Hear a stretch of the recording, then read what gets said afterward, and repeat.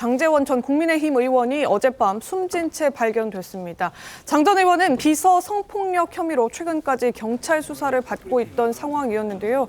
송학과 평론가님, 밤사이에 무슨 일이 있었던 겁니까? 네, 어제 밤 11시 45분에 서울 강동구에 있는 한 오피스텔에서 장제원 전 의원이 숨진 채 발견이 됐어요. 그런데 일단 경찰에서는 타살 혐의는 없다는 입장이고, 네. 근데 최근에 장제원 전 의원이 이제 피소가 됐죠. 네. 그때 2015년에 부산의 한 대학의 부총장으로 있을 때 여비서를 성폭행을 했다고 해서 준강강치상죄로 지금 피소가 된 상황이고, 장제원 전 의원도 경찰에서 조사를 받았죠. 조사를 받았는데 일단 혐의를 부인을 했는데, 원래 오늘 오전 10시에 고소인 쪽에서 기자회견을 할 예정이었어요. 네. 그리고 어떤 뭐 관련 자료도 제시를 한다 이런 말이 나오는 상황에서 어젯밤에 그런 선택을 한 걸로 지금 확인이 되고 있습니다.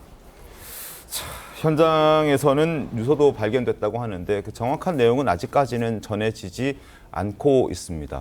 장제원 전 의원, 국민의힘 3선 중진 의원 출신이자 또 친윤의 핵심으로 꼽힌 정치인이기도 했습니다.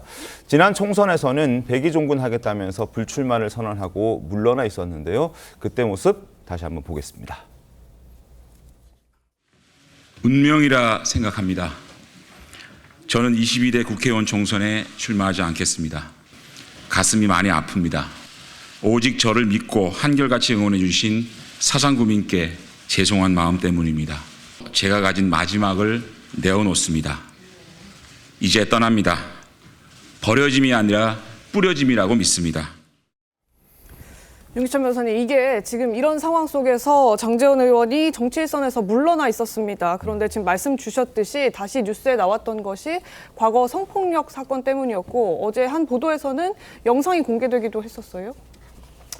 그러니까 이게 뭐 영상 공개하고 그다음에 아마 변호인 측에서 뭐 보도자료 비슷한 것을 냈던 걸로 알고 있습니다. 그러니까 조사를 쭉 받아오고 본인이 이제 부인하던 거와 달리 그런 영상이나 아니면 보도자료 등을 통해서 국민께는 이제 각인이 되게 되겠죠.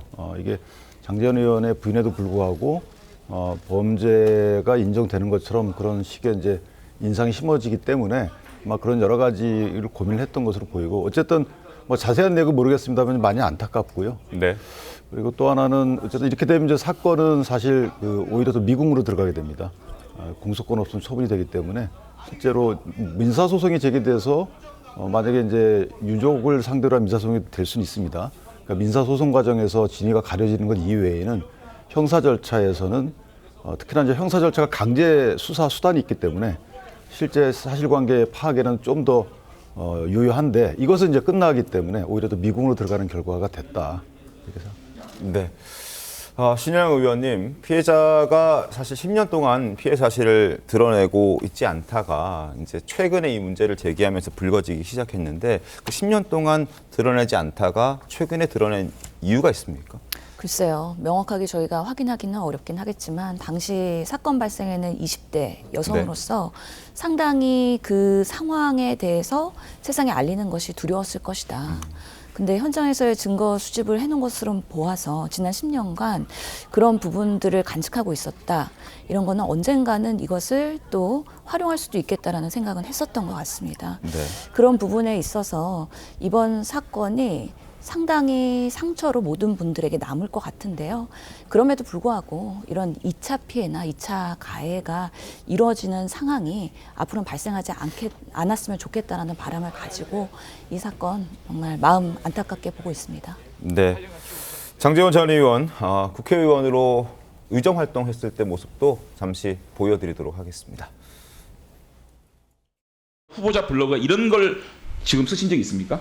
박시환 정신으로 함께 가겠다. 우리법연구회 회원이 지지하는 대법원장이 취임했고 한 단체가 대법원장을 지지했다. 이런 행동을 하는 겁니다. 행동을 하는 게 이게 학술연구단체입니까? 아니. 자, 사실상 사법부 운영권을 장악해서 목표를 달성하기 위한 행동하는 단체로 보입니다. 그런데 후보자께서는 박시환 정신을 이어받겠다라고 얘기하고, 지금 저는 이런 가짜 뉴스를 고의로 기획하고 시나리오를 만들고 행동하는 이런 매체에 대해서는 저는 폐간을 고민해야 된다. 없애버려야 된다. 그것이 바로 원 스트라이크 아웃의 최종 단계입니다. 폐가 망신시켜야 된다고 봅니다. 네. 네, 친윤계 의원이고 또 여당 국민의힘의 삼선 중진 의원이었습니다. 물론 최근에 논란으로 탈당을 하긴 했지만 네. 최근까지 몸담았던 국민의힘에도 이 소식 지금 전해지고 있을 것 같은데 김용태 의원님 지금 당 분위기는 좀 어떻습니까? 굉장히 당혹스럽고요. 그렇습니다. 물론 이제 뭐 죄가 있다면 거기에 대해서 응당 혐의가 있다면 확인해서 처벌받아야 되겠지만 이것이 또 극단적인 선택을 한 것은 또 다른 문제이기 때문에 당으로서도 굉장히 좀 충격적인 사건인 것 같고요. 조금 이따가 당으로 좀 들어가 봐서 저도 사태에 대해서 좀 수습을 해봐야 될 것 같습니다. 네, 어제 오후 밤 11시 40분에 이제 숨진 채 발견이 됐는데요.